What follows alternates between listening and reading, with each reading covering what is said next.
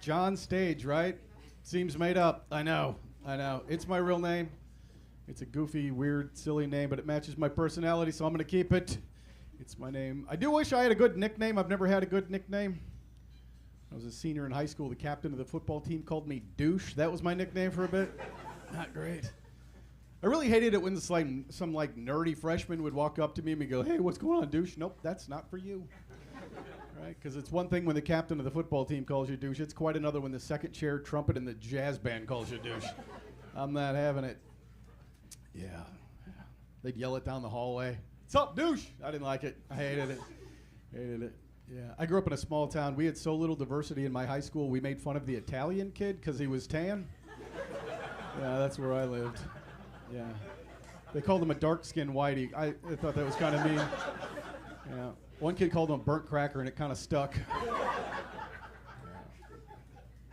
I remember the first time I ever met my brother-in-law. He's like, "Hi, my name is Grant, but you can call me G-Money." And I thought, I'm not doing that. Because you can't give yourself a cool nickname. That's not how nicknames work. You get a nickname from something stupid you did in high school, some weird weekend in college, or a birth defect. That's how you get nicknames. If you have an odd-shaped skull, you're Egghead. That's just your name. You have big ears, you're Dumbo. If you're a girl, slut. I didn't make up these rules, okay? I didn't make them up. Oh, good. You guys are fun. Good. God, I was worried. Yeah, I'll tell you a little bit about myself. I'm a married guy. I've been married for a long time. 24 years of marriage. Yep. Okay. All right.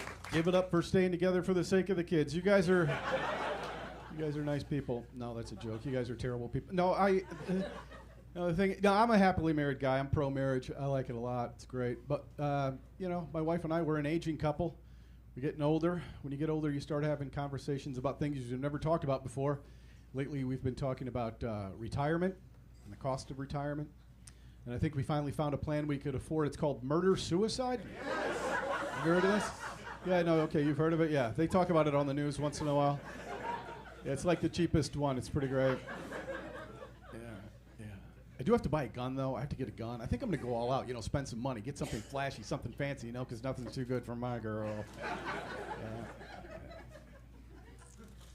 I asked my wife recently, I asked her if I could get a girlfriend. Have you tried this? It's hit or miss. I asked because I don't want to cheat on my wife or go behind her back or lie to her. I love my wife very much. I want to stay married to her for the rest of my life. I do. But also, I would like a girlfriend. I think I just want someone to be nice to me. Is that too much to ask? So I said, "Honey, can I get like a 20-something-year-old girlfriend?" And my wife, she looked me up and down and said, "Probably not." Well, it hurts a little bit. It hurts. Yeah. That hurts. It's fine. I'm happy to be here. This is fun, right? You guys like this? This is fun, right? I'm good. I was worried that you wouldn't like it. Yeah. My wife and I, we have kids. We have 2 sons. He, him, his. Cis-binary, hetero. They're the boring kind. You've heard of them.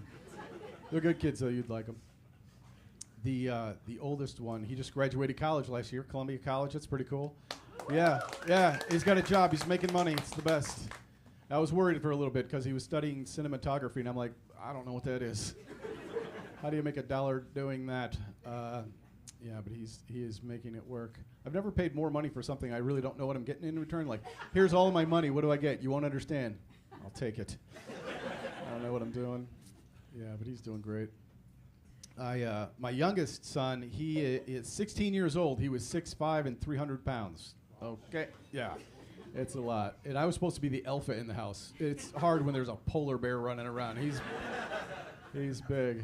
I'm like, "Hey, get out of my chair." "No. I'll get a new chair." "I don't know. What am I going to do?" I need a forklift to get him out of it. You know what I mean? Yeah. 6'5", 300 pounds. I'm 5'11". My wife is 5'4". He wants to know who his real parents are. You know what I mean? Yeah.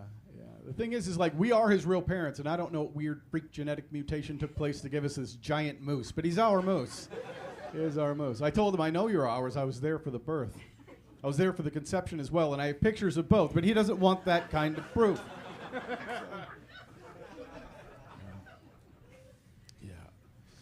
Yeah, I've been obsessed with my age ever since I turned 50, you know? And I know age is just a number, but 50 is a really, really big number, and that bothers me, you know what I mean? And I always thought when a man got older, he grew more distinguished. Isn't that what you hear? Yeah, maybe I have that word wrong. Does distinguish mean unfuckable? Because then that does, that makes sense. There's a lot of old, fat, bald, drunk sacks of garbage out there in their 50s. But, yeah. I'm at that point in my life where if I haven't done it already, it's because I've never wanted to do it, and I'll likely live my whole life and never do it. Does that make sense? Like skydiving, I've never gone skydiving because I've never wanted to go skydiving. I'll likely live my whole life and never skydive. Same thing with bungee jumping. Have you seen the people running the bungee jump? I'm not doing that. That's crazy. They're like carnival workers on a bridge. I'm not going up there. I'm just not doing it. Just a list of things that I've never done because I've never wanted to. I've never had a dick in my mouth. There's one. You know? People may say, John, you're not living out your life's full potential. Good. I don't want to. There is one thing that I've never tried, and I think I missed out on it. It's the anal sex. You guys doing all the anal sex? You guys doing it? Good for you. Yeah. Get some. I think it's cool, man. Good for you. You ever see anything on TV or on the internet, and the first time you see it, you're like, oh my God, I would be great at that? That's me in anal sex. I don't know how I know this, but I know I would be great. But, you know, I was in my 20s in the 90s, and, you know, in the late 80s, AIDS was a brand new thing, and we didn't know very much about it, but we were all pretty sure in the 90s butt sex was a one-way ticket to AIDS town. Take that dirt road, destination AIDS. We were all pretty sure, so people weren't doing it. And I got married in 2000, and you're all caught up. So that's... I did bring it up to my wife. I brought it up to my wife. I'm like, hey, here's something people are doing. I'll go back there right now. But she was not interested, and I know what that means. I know that means she doesn't really love me. I know that. I know that. So it looks like I'm going to live my whole life and never get to experience. You guys are lucky you're living during the great anal awakening where everyone's talking about ass. People are eating ass, whatever the hell that is. I mean, it can't be what it sounds like.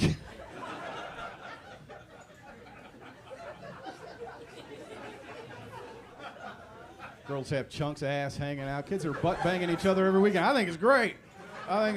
Go out and get yourselves on. Yeah, but I missed out. I'm going to get up to heaven and God's going to be like, what? You never did anal sex? Oh, man. You would have been great at it. My name is John Stage. Have a great rest of your night. Thank you.